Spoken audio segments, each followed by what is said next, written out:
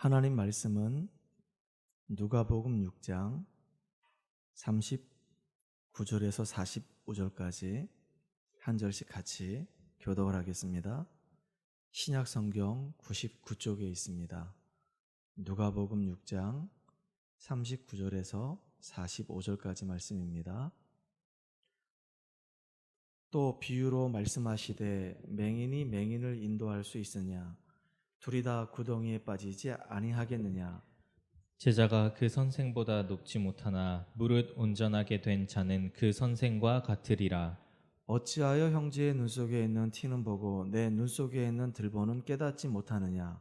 너는 내 눈 속에 있는 들보를 보지 못하면서 어찌하여 형제에게 말하기를 형제여 나로 내 눈 속에 있는 티를 빼게 하라 할 수 있느냐? 외식하는 자여 먼저 내 눈에서 들보를 빼라. 그 후에야 내가 밝히 보고 형제의 눈 속에 있는 티를 빼리라. 못된 열매 맺는 좋은 나무가 없고 또 좋은 열매 맺는 못된 나무가 없느니라. 나무는 각각 그 열매로 아나니 가시나무에서 무화과를 또는 찔레에서 포도를 따지 못하느니라.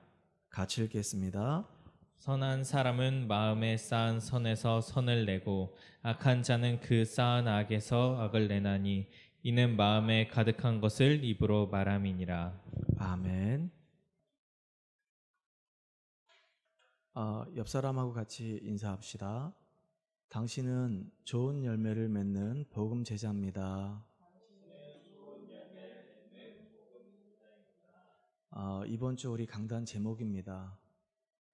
저는 우리 교회 우리 성도님들이 우리 렘넌트들이 참 복음 안에서 좋은 열매를 맺는 복음 제자가 되기를 소망합니다.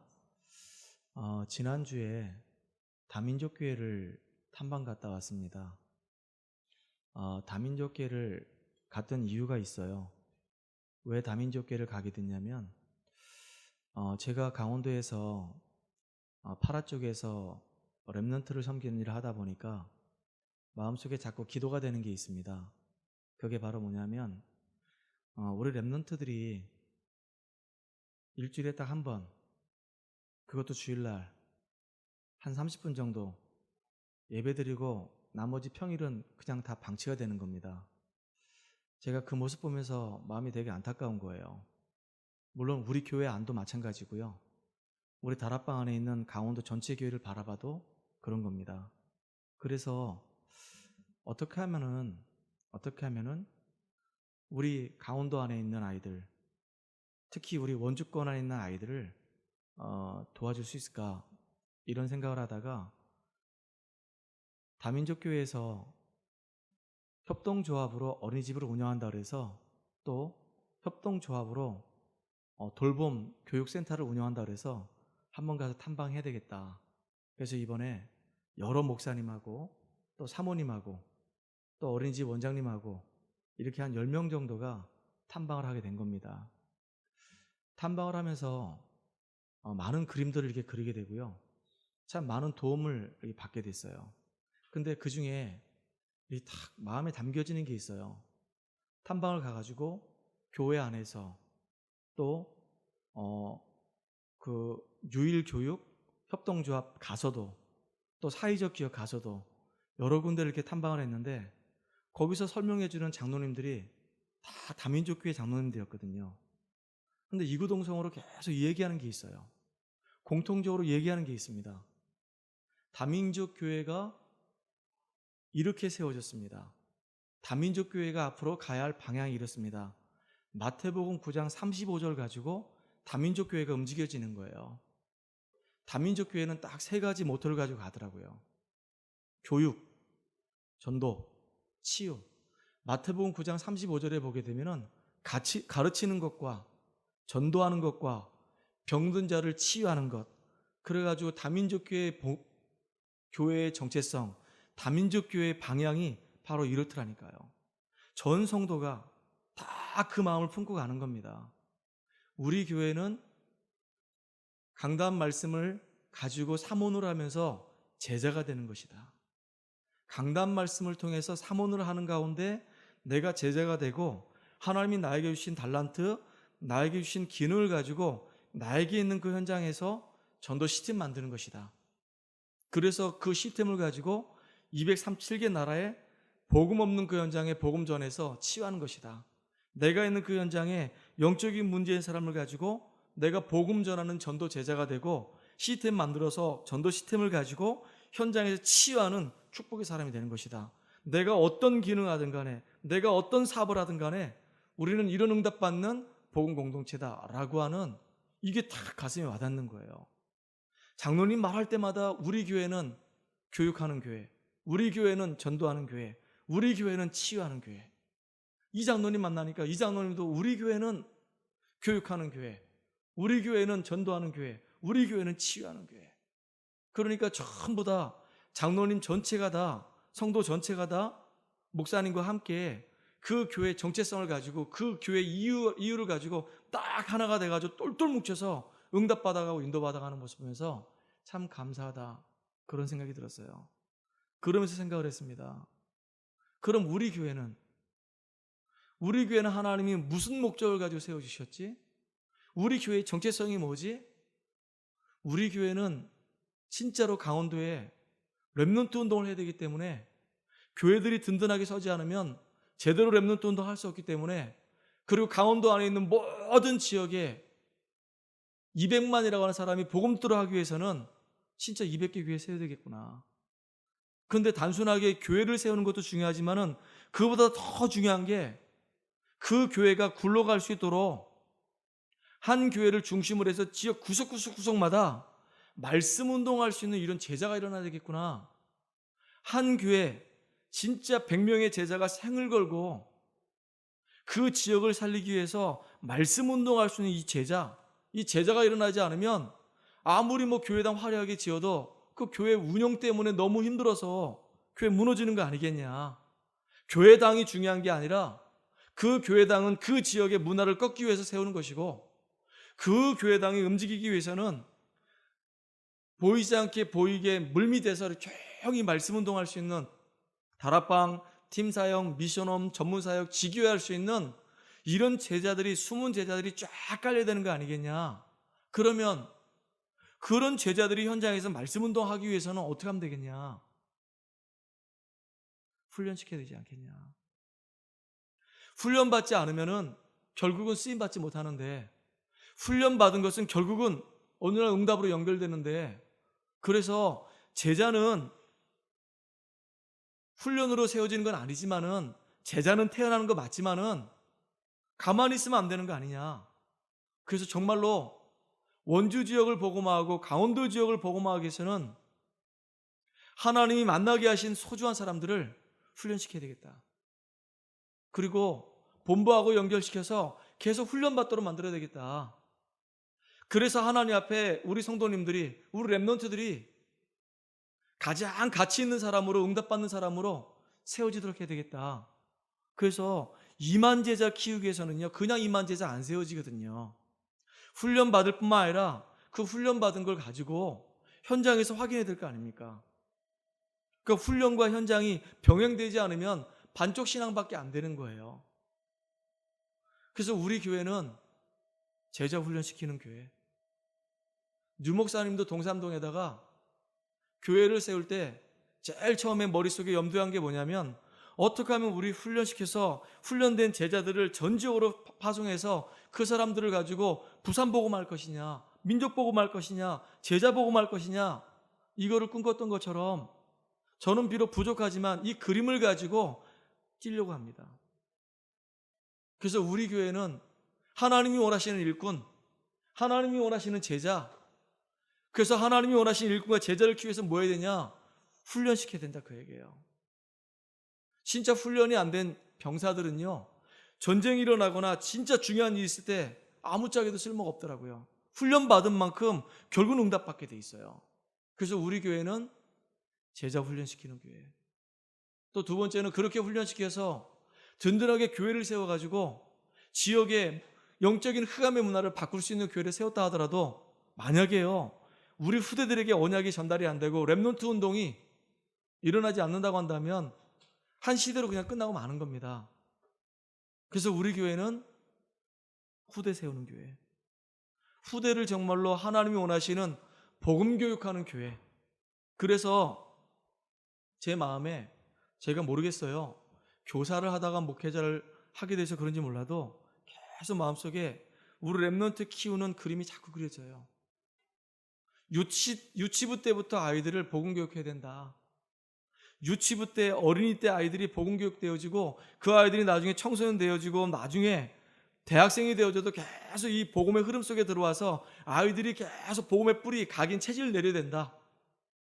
이 아이들이 하나님 기뻐하시는 영적인 서밋으로, 기능 서밋으로, 문화 서밋으로 만들어야 된다. 교회는 영적인 기관이기 때문에 영적인 서밋대로 만들고, 근데 영적 서밋만 돼가지고는요 배고파 굶어 죽어요. 세계복음 하려면요 기능이 있어야 되잖아요. 그러니까 아이들의 달란트를 발견하고 아이들의 기능을 개발하고 우리 아이들이 초등부 때, 중학교 때 학업에 응답받을수록 도와주지 않으면은 반쪽밖에 안 되더라고요. 우리 렘넌트들 공부 안 합니다. 참 안타깝죠. 그래서 어떻게 하면 우리 아이들이 영성과 이 지성과 그다음에 영성과 지성을 다 겸비해도 아니 이 아이들이 하나님 사랑하고 복음을 갖고 있어요. 그리고 학업도 성공했어요. 그런데 싸가지가 없어요. 인간성이 안 돼 있어요. 그럼 안 되잖아요. 그러니까 영성과 지성과 인성을 겸비한 위아래 전후좌우로 알 수 있는 이런 소중한 렘넌트를 야 진짜 우리가 키우지 않으면 안 되겠구나 이런 마음이 자꾸 들어요. 지금 우리는 아무것도 없어요. 아무것도 없는데 하나님이 자꾸 그림을 그리게 하시고 만나게 하시고 소통하게 하고 그러더라고요.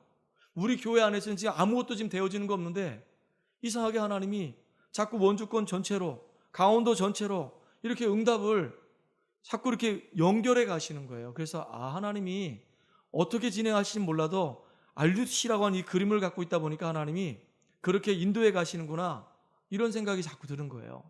그래서 우리 교회는 정말로 하나님 기뻐하시는 지역을 장악할 수 있는 그 지역에서 소리 없이 말씀 운동 펼칠 수 있는 제자 키우는 교회, 그리고 렘넌트를 제대로 복음으로 양육하고 교육하는 렘넌트 살리는 교회, 이 응답을 가지고 전국과 전 세계에 시스템 전도 운동하는 교회, 이게 이제 우리 교회의 목표입니다. 여러분들 마음에 딱 담으시기 바랍니다. 그래서 저는 한마디로 네 인생의 이유가 뭐냐라고 물어본다고 한다면 저는 RUTC 메이커입니다. 우리 교회는 진짜 후대 살리고 전도 선교하는 축복의 교회로 딱 세워지기를 간절히 소망합니다. 그래서 그런지 모르겠어요. 어제 몇 개 교회가 연합을 해가지고요 이래교회에서 함께하는 여름선교학교 응답을 받았습니다. 저는 되게 행복했습니다. 제가 외부에서 사역하는 우리 박유진 성도님 그 아이들도 참석을 하게 되고요. 우리 교회 렘넌트 우리 청년들도 참석을 하게 되고요. 또 우리 교회 중지자들도 마음 담고 거기 와서 이렇게 헌신해 주시고 정말로 행복했거든요. 네 교회 내 교회가 아니고 복음 안에서 이렇게 함께 공동체를 이루니까 전 너무 감사했습니다. 그리고 함께했던 교회 목사님들과 같이 대해보니까 똑같은 마음이었어요. 저는 그렇게 움직이는 모습 보면서 그래 앞으로 이제 우리 교회에 우리 원주 지역에 RUTC의 이제 신호탄이 터진 거 아니겠나 이런 생각이 들었습니다. 모든 중직자가 한 마음으로, 모든 목회자가 한 마음으로, 모든 렘넌트가 같이 모여서 같이 우리가 공동체를 이뤄간다고 한다면 하나님이 얼마나 기뻐하시겠나. 그리고 흩어져서는 각자의 교회에서 예배드리고 같이 또 포럼하고 또 모이면 또 같이 공동체 축복 누리고 그러면서 이제 살려내는 겁니다. 제가 그런 얘기 했었어요. 춘천 가서. 여기 지금 신천지도 하나밖에 없습니다. 하나님의 교도 하나밖에 없어요. 근데 이 사람들이 똘똘 뭉쳐 있어요. 그리고 영향력을 줍니다. 근데 교회들은요. 원주만 해도 500개래요. 그런데 절대 하나가 안 돼요. 절대 하나가 안 됩니다. 그러니까 아무 힘이 없어요. 우리 다락방하는 교회들은요. 하나가 돼서 힘을 모으면 너무 좋은데 하나가 안 된단 말이에요. 참 그게 너무 안타까웠었어요. 그래서 우리 후대들을 통해서 후대가 정말로 전도의 구심점이 돼가지고 원주의 문화를 바꾸고 강원도의 문화를 바꾸는 축복의 우리 교회가 되기를 간절히 소원합니다. 누가 그런 얘기 하더라고요. 목사님 교회나 잘하세요. 맞는 말인데요.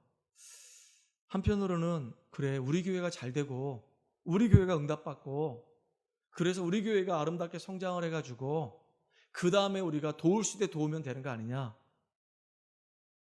그럼 렘넌트 운동 언제 합니까?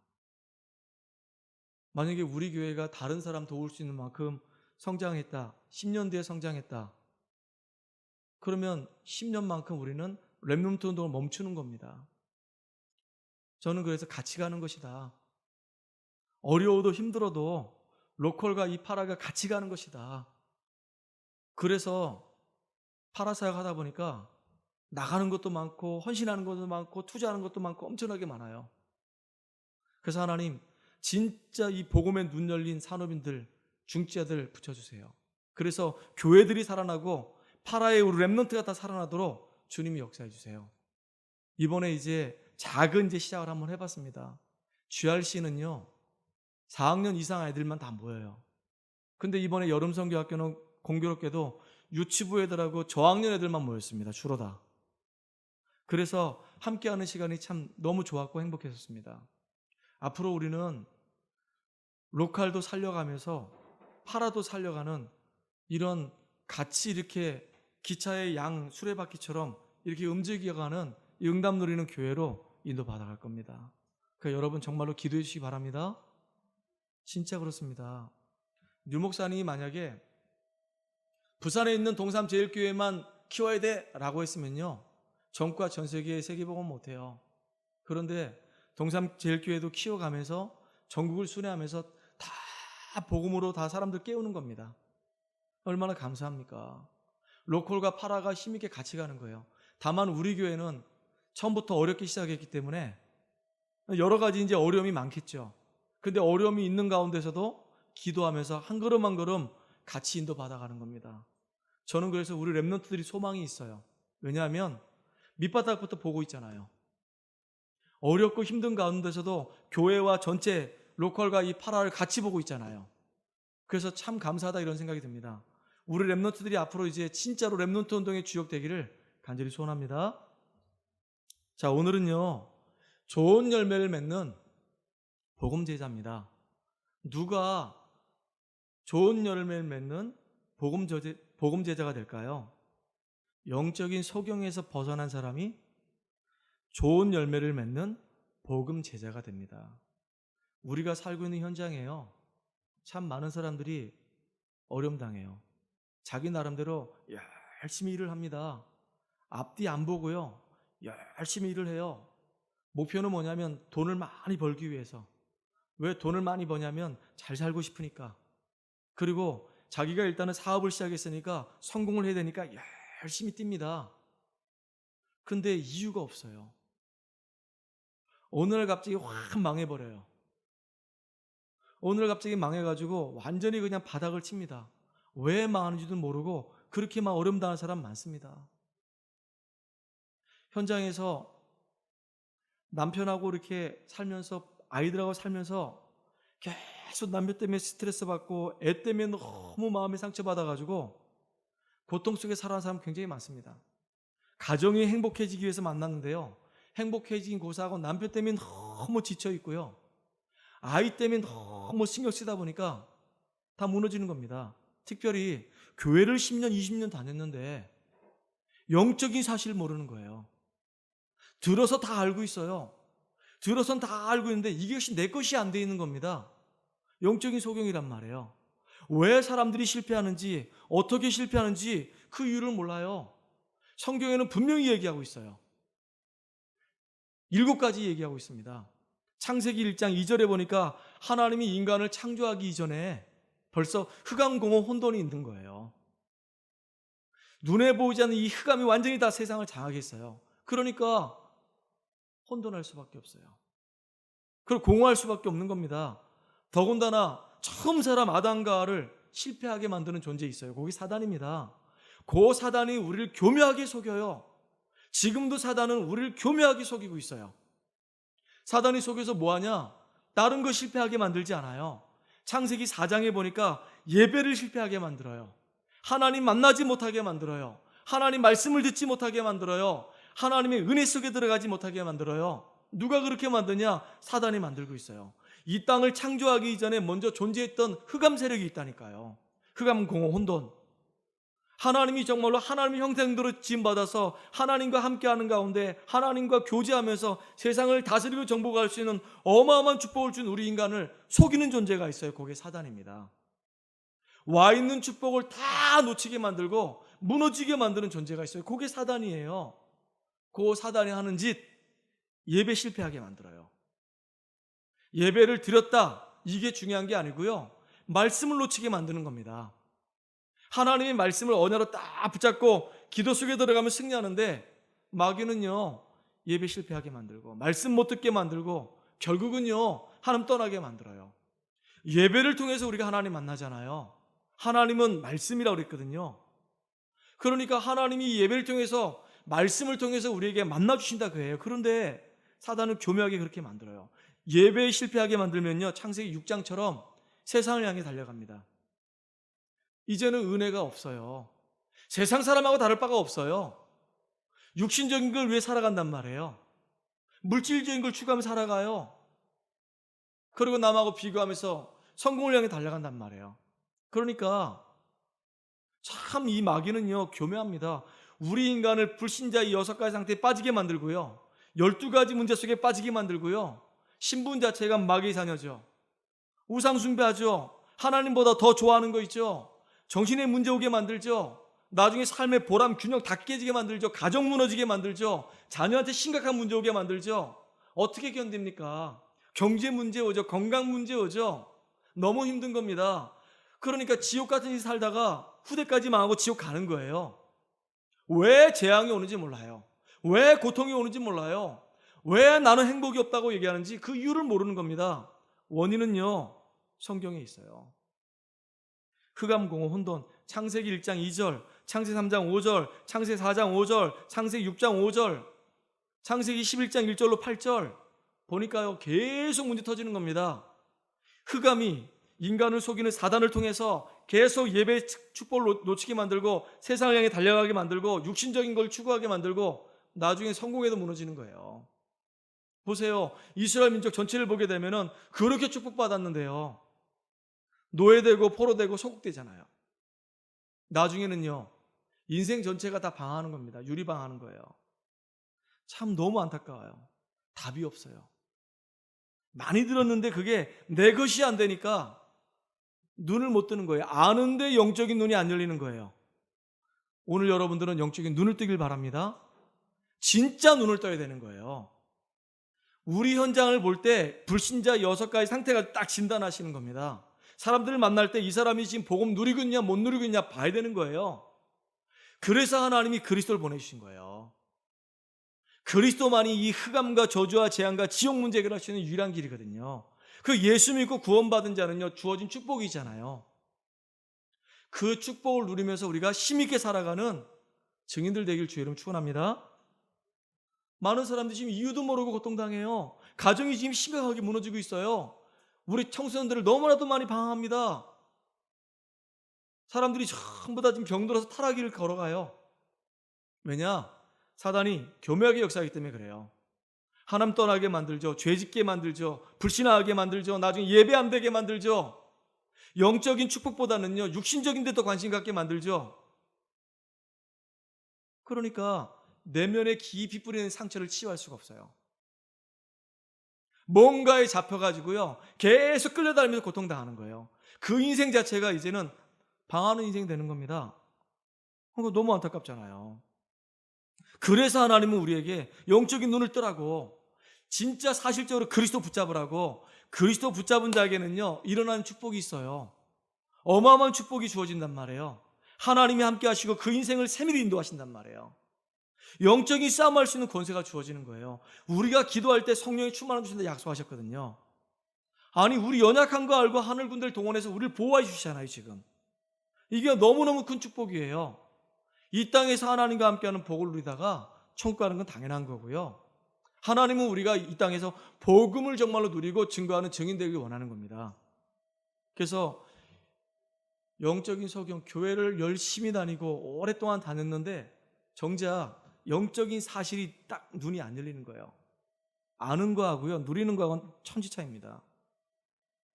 그래서 우리 정말로 하나로 교회 성도님들은 하나님 앞에 좋은 열매를 맺는 복음 제자로 불러주셨기 때문에 영적인 눈을 뜨고 나 자신을 살리고 가정을 살리고 우리 주변을 살려낼 수 있는 축복의 사람으로 쓰임받기 바랍니다. 영적인 눈을 못 뜨면요, 그의 삶이 어떤 삶이냐면요, 쓸데없는 데 너무 관심이 많아요. 참 안타까운 게 뭐냐면 영적인 눈을 뜨면요, 그 상대방의 여러 가지 어려움과 아픔을 보면은 마음을 다 담고 기도해 준단 말이에요. 그리고 가급적이면 불신앙 얘기 안 해요. 그럴 수밖에 없는 이유가 있겠구나. 그리고 정말로 기도해 줘요. 그런데 영적인 눈이 안 뜨인 사람들은요, 오만 얘기해요. 오만 육신적인 데 관심 갖고 오만 얘기 많이 한단 말이에요. 쓸데없는 얘기를. 그래서 우리는 그럴 필요가 없어요. 제가 제일 마음 아픈 것 중에 하나가 그거예요. 우리 성도님들에게 관심 가져주는 건 너무 좋은데요, 오만 쓸데없는 얘기 많이 해가지고 우리 성도님들이 그 때문에 신경이 쓰이고 마음 아프다고 하면은 진짜 마음 아프잖아요. 그래서 우리는요, 지극히 선한 것을 분별하는 영적인 눈을 뜬 사람이 됐으면 좋겠어요.